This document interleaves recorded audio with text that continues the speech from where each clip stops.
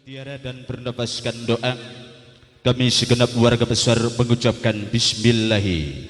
Assalamualaikum warahmatullahi wabarakatuh. Waalaikumsalam warahmatullahi wabarakatuh.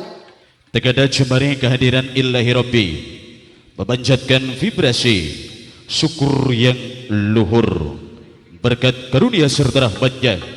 Kita semua diperlat akbar untuk memberikan tasajud akbarnya yang digelar oleh yang terhormat Bapak Warkani Ibu Siti sekeluarga dalam suatu acara resepsi Walimatul Rasul. Mudah-mudahan putri yang dirasulkan kelak jenjang dewasa nanti semoga bisa menjadi anak yang berguna bagi nusa bangsa serta agama dan berbakti kepada kedua orang tuanya. Amin, amin, ya rabbal alamin. Tiada kata yang paling indah selain mengucapkan ribuan kata terima kasih atas segala bentuk servis dan akomodasi yang kami nilai di kesempatan siang hari ini sangatlah memuaskan.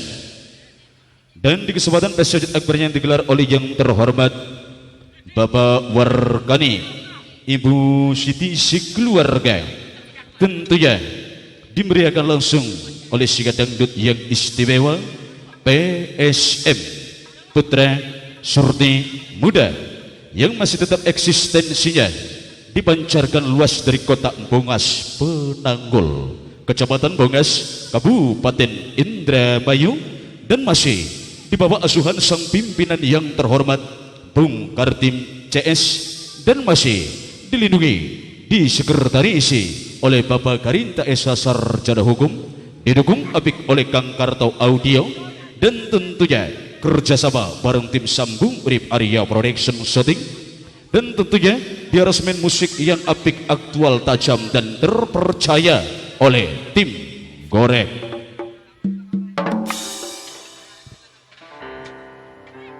Hadirin pemirsa penonton yang berbahagia, kami segenap pemandu acara yang istimewa Putra Surti Muda akan menampilkan beberapa acara yang sengaja kususun dan kupersembahkan, tentunya guna memberikan tasajud akbar yang digelar oleh yang terhormat Bapak Warkani Ibu Siti sekeluarga.